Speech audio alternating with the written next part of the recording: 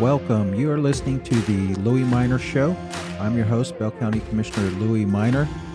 Today is July 21st, 2024. We have a lot to cover because a lot has happened, so let's get started. Let's begin with the agenda for Bell County Commissioners Court, July 22nd, 2024. First thing, as always, is we have the invocation, Pledge of Allegiance. Consent agenda items are consider approval of the July 15th, 2024 meeting of the Commissioners Court, personnel, budget amendments, claims, accounts payable, payroll, restitution, jury pay, and authorize renaming the job description for the position of project director manager to director contract management. Then we have presentation on National Pretrial Probation and Parole Supervision Week. Conduct a public hearing regarding a petition to consider the creation of Bell County Emergency Service District Number 2. Consider granting a petition and fixing boundaries for the creation of Emergency Service District to be known as Bell County Emergency Service District Number 2.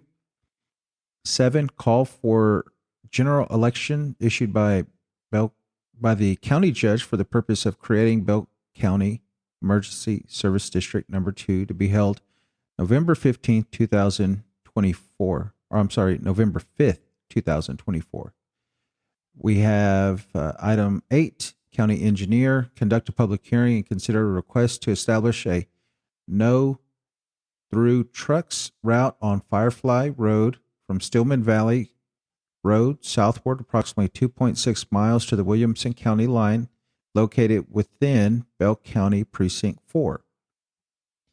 B, consider and approve the final plat of Harbor Subdivision Number 2 being 5.119 acres, one lot, one block subdivision located in Precinct 3. 9, consider authorizing the county judge to enter into a memorandum of understanding with Central County Services for the provision of health care services to inmates. 10, consider appointing Commissioner Bill Schuman to the county representative to the nominating committee of the Bell County Museum's Board of Trustees. And that is everything for our regular agenda. Now to the workshop agenda. We have reports from various counties and departments, capital improvement project updates, CIP, discuss fire marshal permits. Then we have a closed session, deliberations regarding security devices or security audits, and then meetings that the commissioners may or may not attend. Let's see. Oh, I'm sorry. I skipped over one. That afternoon, our afternoon workshop will have a briefing from Hill Country Transit District and discuss Coryell County watershed and flood mitigation study. And then also on the 24th, we have a closed session for road and bridge director interviews. Then the meetings that we may or may not attend, July 22nd, Bell County Historical Commission meeting, July 23rd, Central County Services Board of Trustees, July 25th, Central Texas Workforce Board meeting, and then the 25th, we have Central Texas Council of Governments Executive Committee. And that is everything for this coming week, as far as I know right now.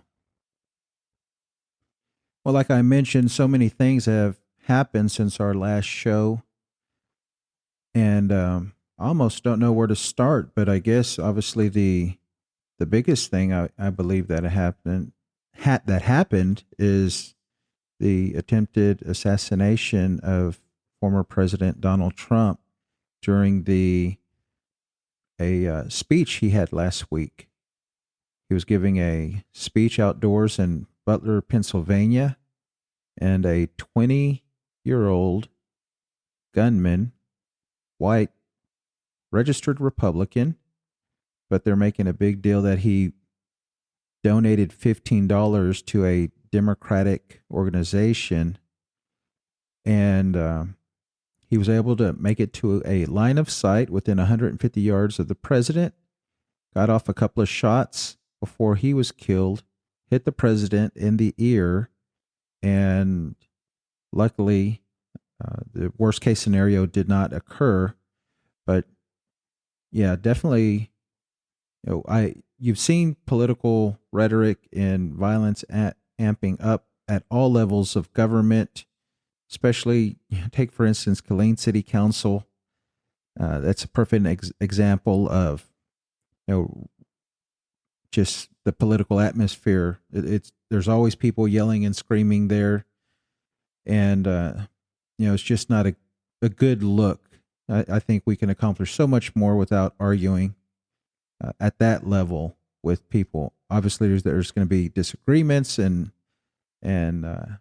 passion on both sides, and that's okay. But when it's not constructive, then I believe that's when it doesn't do any good for anyone.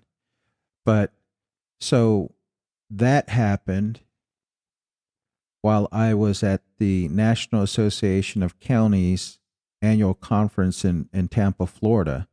I was there for about a week, roughly, and met a bunch of great people from all over the U.S. And I really enjoy going to those things. You learn a lot. You meet a lot of people. You get to hear how they do things in their neck of the woods. So it's so beneficial to attend those conferences and see what's the latest and greatest, because federal agencies show up.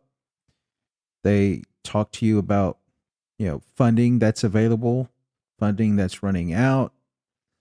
And 9 times out of 10, you're talking to the decision makers. It's the decision makers that are there, assistant secretaries of various departments, or, pretty high ups. So, those things are very beneficial. And I'll continue to go to those just because that's how much I believe in educating myself, trying to network and bring things and different ideas to Bell County, because we're not going to figure out solutions to our problems if we're not able to look at the way other people are doing things.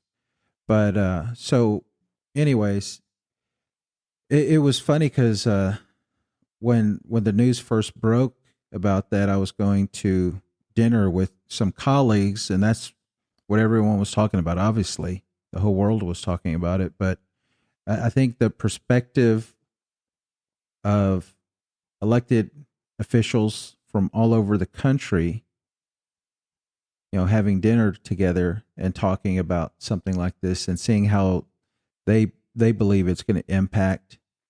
It was just a different perspective that, you definitely wouldn't get anywhere else. So, but like I said, luckily, former President Trump survived, and this week they had the Republican convention in I want to say it was Wisconsin, but I tuned in, listened to some of it. Had Hulk Hogan up there ripping his shirt off, Ted Cruz blaming Democrats for a 12-year-old getting murdered in Houston. But I do recall that the Republicans refused a bipartisan immigration bill that would have overhauled a lot of things and gave Republicans a lot of what they were asking for. just a few short months ago, and President Trump told them, don't do it. So they didn't. So to put all this on Democrats and to blame Democrats for a 12-year-old being murdered by two illegal immigrants, yeah, that's just not going to fly. Another scary thing that I saw was at the convention, delegates, the Republican convention delegates had signs that said mass deportation now. Mass deportation now. That's really scary. The idea that the Republicans want to send law enforcement out into the community and deport people that are here legally through asylum or some type of, most of them have some type of status for being in the country and awaiting adjudication through the court system, that now we're going to run around and lock people up. And just like the law in Texas that was put on hold, that if you're suspected of being illegal, police can ask for your citizenship papers, or something like that. Who are those going to target? They're going to target brown people, Hispanics, Latinos, Latinas, abuelas. That's who it's going to target. They're not going to be targeting blacks. They're not going to be targeting Asians. They're not going to be targeting white people, which all those could be here illegally as well. But primarily, they're going to be looking at Hispanics, Mexican Americans, Latin descent. If you look illegal, then what? They're going to come arrest you and then figure it out later. That's scary stuff, people. That's scary stuff. And the fact that, I'm sure a majority of the Republicans would be quite okay with that, regardless of civil liberties. These are supposed to be the people of law and order. Well, that's part of the law and order. You come in, seek asylum, and you get a hearing date. And while you're waiting for that hearing date, you get to stay here in the United States. That's our current rules. So, yeah, I don't understand that. And then it was reported when President Trump got up to speak on the last day that he wanted to do a unity speech. Unity. Now, I didn't watch the entire speech. From what I was told, it's the longest convention speech ever in the history. It's the longest speech ever. I don't know the total time that it took, but let me look at it. Let's see. Trump speech length. How long was it? I think someone said it was an hour and something. But an hour and a half, 2 hours almost. Let's see. But yeah, no, it was definitely, I said he spoke for 92 minutes, so a little over an hour and a half that he spoke. And it was the longest speech in history. And so all the comments that I heard about the speech, all the highlights I heard the next day, it was no sizzle in it. It was just a boring speech from what all the pundits are talking about. So now we got to get past that and then talk about the debate. I talked about the debate, the presidential debate, the last election cycle, or the last podcast that I did. But since then, the calls for Biden to resign has grown exponentially. More and more elected officials are calling for him to step down. It was reported that both the majority leader, Schumer, on the Senate side, Hakeem Jeffries, the ranking Democrat, and Speaker Emeritus Nancy Pelosi have all expressed their concerns to the president, and that if he remains on the ticket, they're going to lose the House for sure and lose the Senate and the presidency possibly as well. And that would give Trump everything he needs to enact his agenda. So they asked for him to step down. Rumors are he's supposed to make a decision this weekend, but everything I'm hearing is that he's staying in. So I don't know. There's just a lot of, as a Democrat and talking to members locally, we're ready to move forward.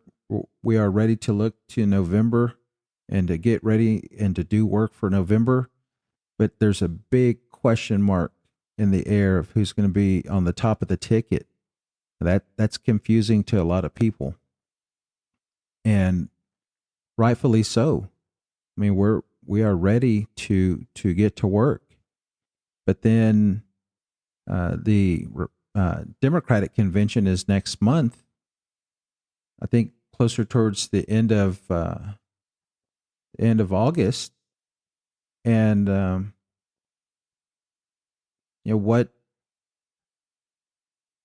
what's going to happen if it's an open convention?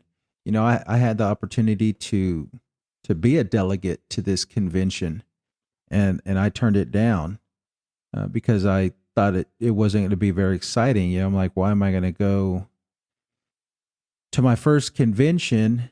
It would be my first national convention. Why would I go to that and just be a rubber stamp for President Biden? He already had it in the bag. I'd rather go when there's a little bit more excitement, a new candidate, new nominee, and that's what I was thinking in the back of my head. So I declined to be one, not knowing all this was going to happen. And now there's the possibility of having what's being called an open convention. So, to my understanding, if Biden did withdraw and not go for the nomination to be president, the nominee for president for the Democratic Party, that would leave it as an open convention. So anybody could potentially run for president at the convention. And I think that's the way they used to do it many, many years ago before the primary way started. The primary election process started under JFK, when at the time LBJ, who was a senator, the Senate majority leader, he was supposed to be the heir apparent and be the next one in line to be president. But John F. Kennedy went around to all these states and started winning all these primaries. And by the time they got to the convention, it was too late. That JFK already had it all locked up. So that's kind of where the process of primaries started. And so, yeah, it would go to an open primary, and delegates there would vote for who their candidate would be. I would imagine there's going to be a lot of pressure on delegates. I don't know how the delegates, I'm assuming the delegates would reach back out to to who sent them. At least in Texas now, it's based off of congressional districts. So hopefully, our congressional district delegates that went to the state convention will be able to tell our national delegates who we want, and go like that. I don't know what the process would be, and I think that's what all this uncertainty is. That, is he going to step down? Is he going to keep going? Are we going to have an open primary? We just don't know, and that's a lot of issues now. But we are running out of time. We're running out of time. The convention is August 19th. It starts August 19th through the 22nd. So I guess we'll just hurry up and wait and see how that's going to happen. Locally, we have our candidates, Democratic candidates. They're knocking doors. They're starting to do things that they need to do to win. But there is some confusion in the air when you're talking to voters, and we don't even know who the top of the ticket is. There has been some good polling shows that Colin Allred is polling quite well against Ted Cruz. They just put out their campaign finance reports, and for the third time, Colin Allred has outraised Ted Cruz. Now, I think Ted Cruz has more cash on hand just because he's been in office for so long.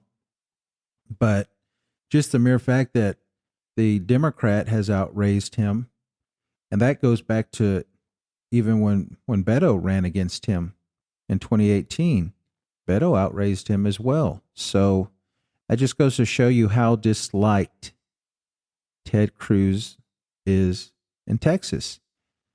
That you're going to have a possibility of Donald Trump winning Texas and Ted Cruz losing Texas. How ironic would that be? And I think there's Republicans out there that, the Republicans that are going to go out and vote for Donald Trump. I don't see why they wouldn't vote for Ted Cruz, but I'm sure they still remember that, where Ted Cruz and Donald Trump were, butting heads.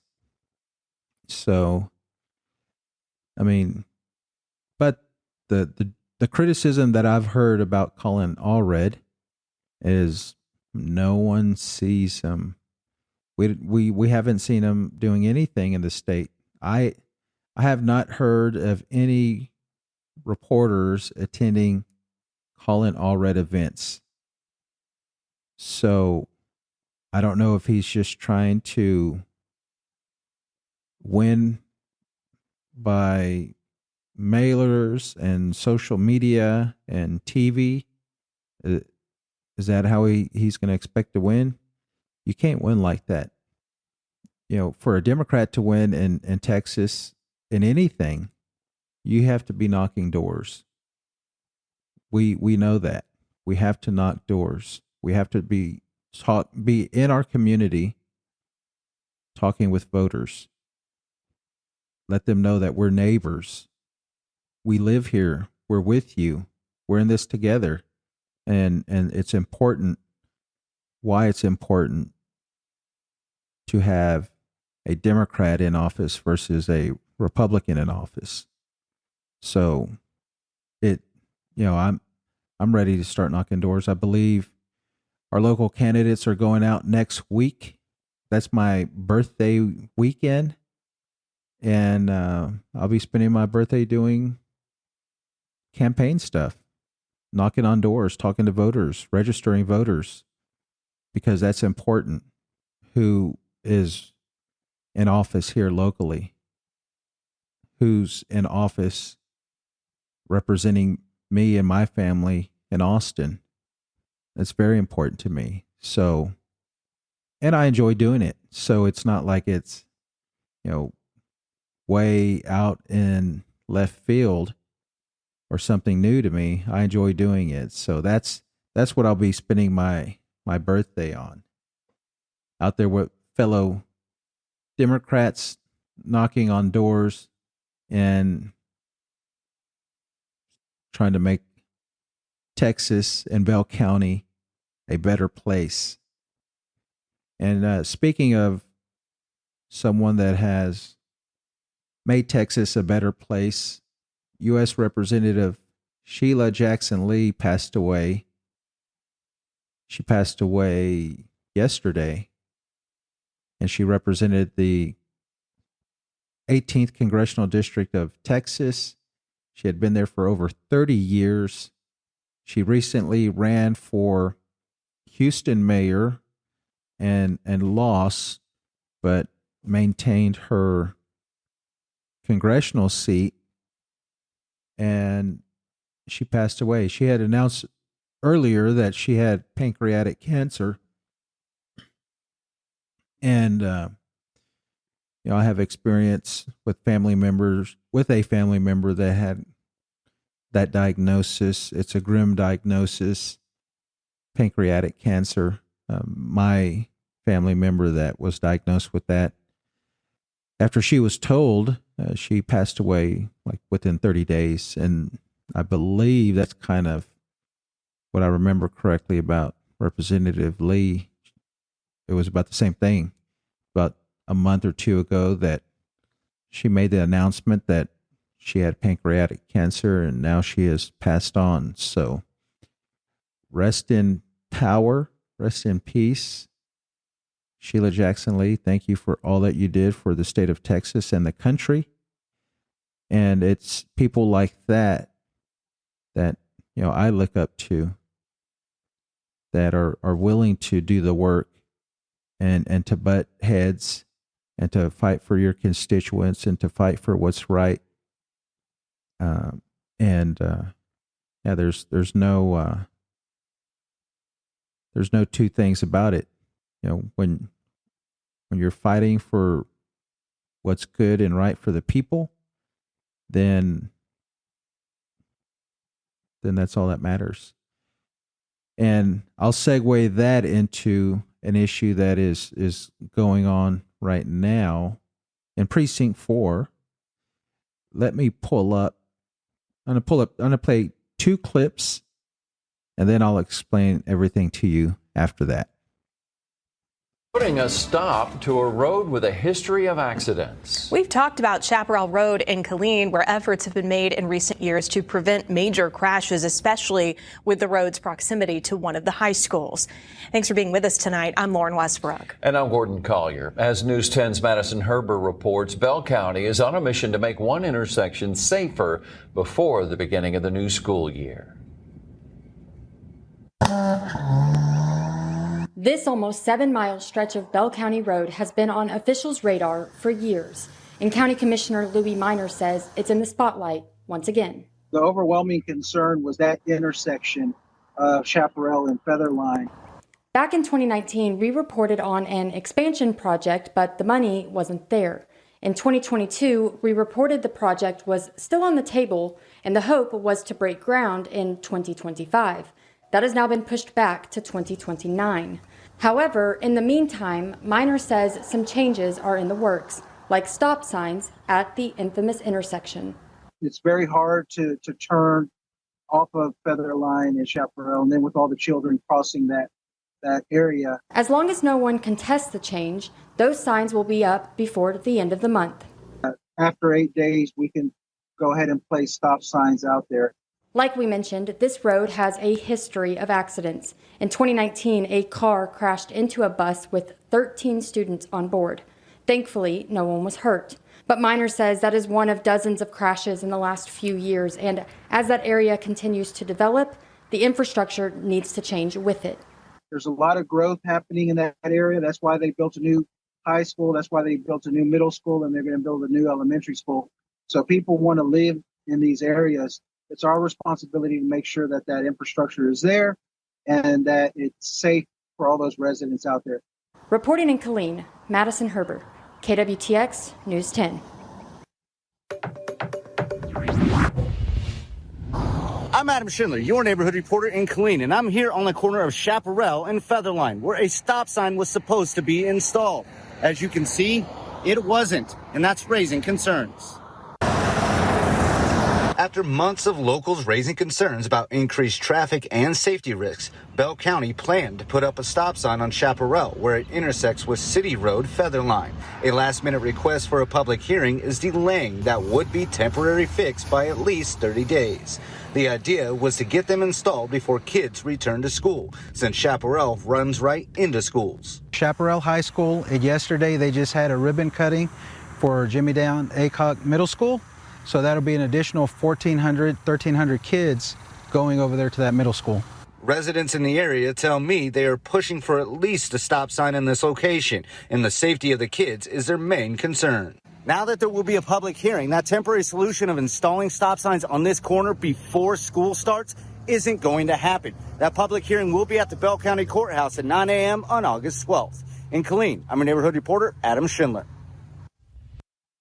So you heard both news clips. First one was, well, let me go back a little bit. Let me go to the very beginning. A couple of weeks ago, Councilwoman, former Mayor Pro Tem Nina Cobb, and Council Member Joseph Solomon were having a town hall. It was put in the paper, and they said that they were going to be discussing Chaparral Road and Featherline in the news article. So, Chaparral Road is a county road, and Featherline is a city road. But also, I serve as the chair of planning and zoning for the city of Killeen, and Featherline had been in the news for months because there was a proposed subdivision that was going to be going in on Featherline. I think it was going to be 600 acres, hundreds, if not, over 1,000 homes in that subdivision. And Featherline is still to county road standards. It's not, I don't think the city ever improved it. So the citizens concerned, they've addressed it multiple times in city council meetings, but now they were having a town hall. At least these two council members were having a town hall specifically to discuss those two things. So I wanted to attend that, both as county commissioner and planning and zoning commissioner, chair of the P&Z. So I attended that meeting. There were about 20 to 30 residents there, and that's a lot for town halls and things like that. If you're involved with government or anything like that, that just a lot of people do not participate. And so 20, 30 people, that's a lot of people. And their big concerns: traffic, pedestrian walkway. And by pedestrian, I mean school kids that are walking from Yow Ranch, which is a lot of homes subdivision, a lot of homes in that area, and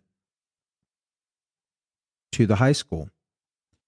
And now we did a ribbon cutting, you heard in the news clip, for Jimmy Don Aycock, former state representative, middle school, right down the road from the high school. And that's another issue. So sidewalks and traffic and all this, like if you go out there now, there's almost no traffic. There's no issues, but the issues are when school is in session. People trying to go get to the high school, and now they're going to be getting to the middle school. So it's going to be a compounded issue this coming school year. So I attended that meeting. I was not saying anything. I was just sitting there. Some people know me. said hi. But for the most part, residents that were there, they didn't know who I was.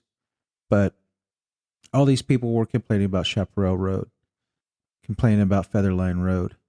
And the city representatives, because the council members were kind of like walking around, handed the mic to citizens, but it was mainly city staff, city manager, city engineer, and I think the executive director for planning and the executive director for public works. They were all there.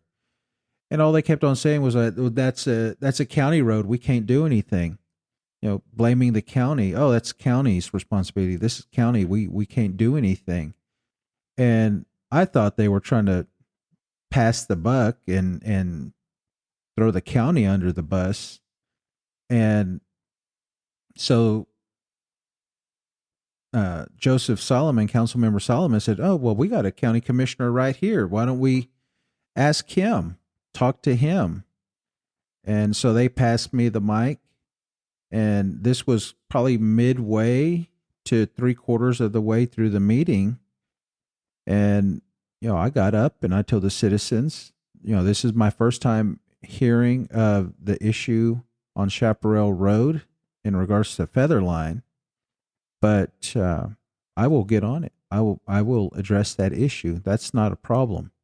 Whatever we need to do to make that intersection more safe, and at the bare minimum, if that's a stop sign, then yeah, the county will put one.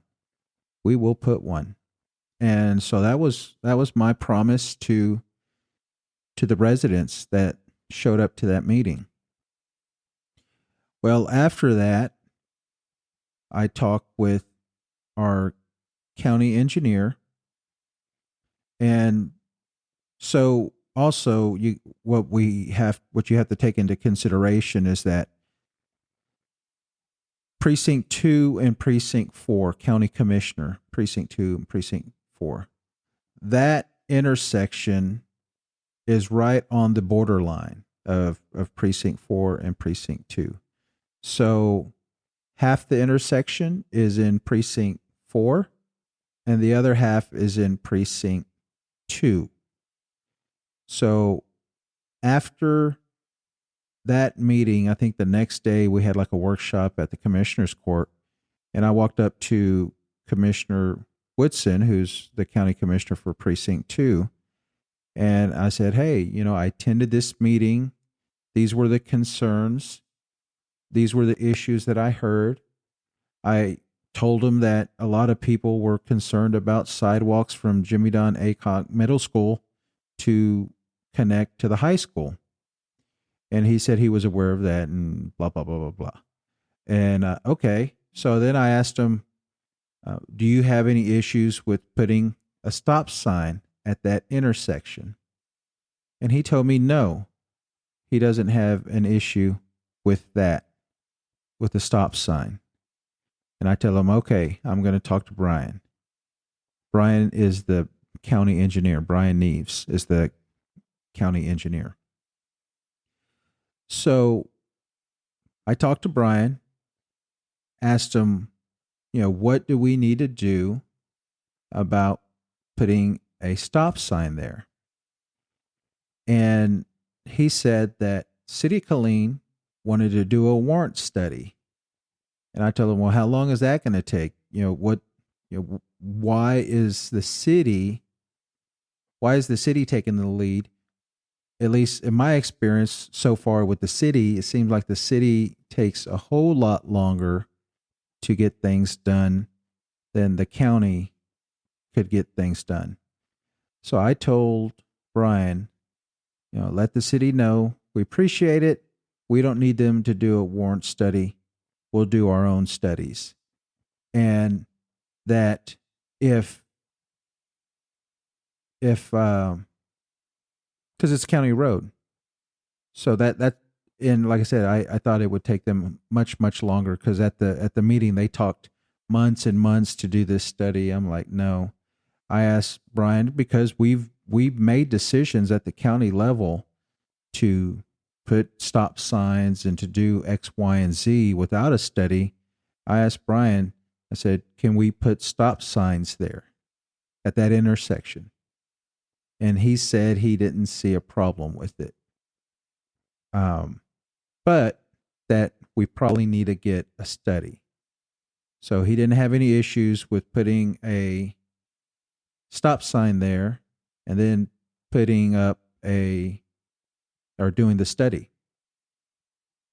So we had to go to the law. The law states, the transportation code, that counties can change traffic regulations on county roads.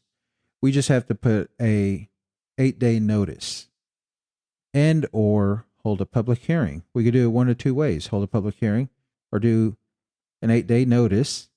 And the way the statute reads is it says it has to be a conspicuous sign.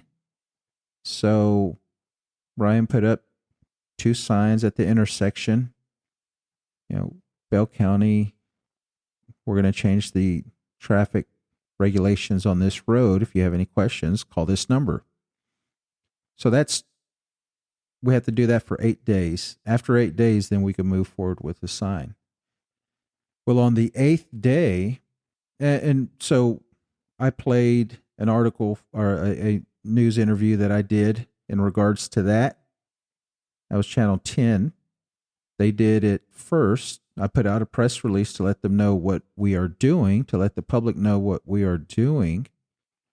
And so that was covered there. That was also covered in Killeen Daily Herald. So I got a lot of notice because a lot of people is watching. A lot of people are watching that area. A lot of people are concerned. A lot of people live in that area. So they need to know what's going on. So that's why I did a press conference, press release. So the clock started, and I was gone to National Association of Counties in Tampa, Florida during most of the 8 days window. It doesn't say business days, it doesn't say calendar days, it just says days. So 8 days, is 8 days. Well, that sign went up on the 10th. No one had any questions. No one had any concerns.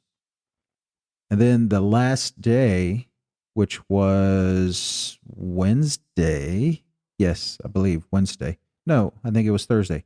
The last day, Thursday, the engineer sent an email and said, we got a request for a public hearing. And it was from Western Bell Water Supply. So on Chaparral Road and Featherline, where that intersection is, on the other side of the intersection of that corner, say that T, right on the other side, it's West Bell Water, little bitty water company. I mean, it's little, it's small, but they had requested a public hearing. So I called Brian and asked him, hey, what's going on with this? He said, he just received the email. Asked him if he talked to them. He said no. And I said, okay, well, you think it's appropriate if I call them and talk to them? And he said he didn't think that was any issue. So I called them, talked to them, addressed all their concerns, and they were okay with it. They said, all right, we're fine, we're good. And I said, all right, I need you to withdraw your public hearing if you don't need one anymore, but it needs to be done in writing. And they said, sure, not a problem. We'll do it now. And that's what they did. And I thank them for it. The one thing that they did ask me is on the city side, Featherline, that stop sign there, they asked if we could make that stop sign a flashing stop sign. And I said, I don't have an issue with that. That's a city stop sign, so I'll call the city manager and see if I could get that addressed. And I did call the city manager, and he called me up and he said, sure, that's an easy fix. We'll take care of it the next day, which was Friday. And when I was driving out to that area, it was indeed fixed. The city manager did put that on, so I did thank him for that. But that morning, whenever I woke up, we got a email from a person requesting a public hearing, and no contact information, just an email saying I request a public hearing. The engineer responded to him and said the time had passed, that no longer accepting requests for public hearing. Well, County Commissioner Precinct 2, Bobby Whitson, responded and said he didn't think that was right, that we should hold a public hearing. There was a lot of back and forth, and I, part of the law says that the person has to be a resident of the county. I don't know who that person is. I don't know where they live. I don't know anything about it. It was just a name with an email. And it was kind of a weird email. It was like XJY something something. I don't even know, at outlook.com. So, most people, for a professional email, they'll, first name, last name at Gmail, or first, last name at Outlook, or whatever. But, so yeah, that email did not have that. So I wasn't able, I told Brian if it was up to me, I would turn them down, because they're not, they didn't qualify themselves as a resident of Bell County. But out of abundance of caution, I said, okay, let's do this. But I am sure, 100%, on a shadow of a doubt, that Precinct 2 County Commissioner was looking for people to request a public hearing. For whatever reason, and we'll get to it in the public hearing, I guess, but for whatever reason, he doesn't want a stop sign going in there or any safety measures. He's been a county commissioner for 6 years, and nothing has been done for that intersection. But now he wants a study. Now we need data. And I think what a study is going to show is that we need stop signs, stop lights. Not just stop signs, stop lights. We're going to need crosswalks. We're going to need curb. We're going to need a lot of things. So we need to be prepared as a county to make those improvements. And, that's a concern. But yeah, it really bothered me that we have all these citizens wanting their elected officials to do something. They've been begging their elected officials to do something for years, and nothing has been done. And now that I'm taking a proactive approach to this, that another commissioner wants to stall it. So we'll let him answer to the constituents. We'll let him answer to the voters of why he's stalling this even more, and why hasn't he done anything in 6 years, and why do they not have a sidewalk for kids from the new middle school to the Chaparral High School area? Those are questions he's going to have to answer to his constituents, i.e. voters. And I'm going to make sure that they remember that, because that's unacceptable. That's unacceptable. So anyways, we have more to talk about on that subject when we have our public hearing. I'm going to make sure that as many people as possible are able to participate. I'm going to let them know that, they don't have to come to the commissioner's court if they can't make it, that we'll be able to do it virtually and send them links to participate. And so I definitely want to have maximum participation in this, because the other commissioners and the county judge need to hear the problems that Killeen ISD created for the county, and the planning, the lack of planning. So So this is what I was told by a former state representative, that there was money earmarked to redo Chaparral. It was already planned. It was in the books, ready to go. But that money got diverted to Belton and Loop 21 expansion, which is going on now. A lot of money being spent. I don't know how much, but a lot of money is being spent in upgrading Loop 121 in Belton. And that money was supposed to go for Chaparral Road. So now Killeen residents are hurting because of this. I don't think anybody was hurting in Loop 121 expansion. So another situation where, Killeen always gets the short end of the stick. Actually, I was talking to a friend yesterday about this, and they were like, why do you think that always happens? And to me, it's quite easy. I was born and raised in Belton. I've been here in the county. I've been here for all my life, except whenever I was in the military. I moved around. But, Bell County is home. Belton is where I grew up. Killeen is now my home. And, I don't think that we've had generations of people living here. There are some, but for the most part, people move here because of the military, from out of state or even around the state, but they didn't grow up here. Their families are not here. They haven't been here for generations. So you don't have that generational knowledge. And so that's what we're battling against.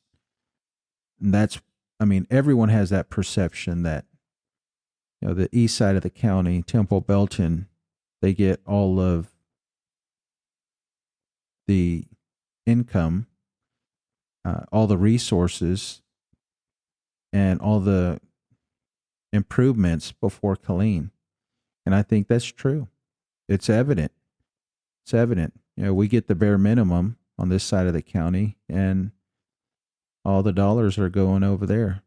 So that's where I see my role, trying to forcefully advocate for Killeen, advocate for Precinct 4, advocate for this side of the county. And I think I am a forceful voice for the west side of the county, and I will continue to be one. So, anyways, more to come. Like I said, a lot has happened. I'm ready to start doing interviews with our local candidates, so stay tuned for that. And we will see you next week.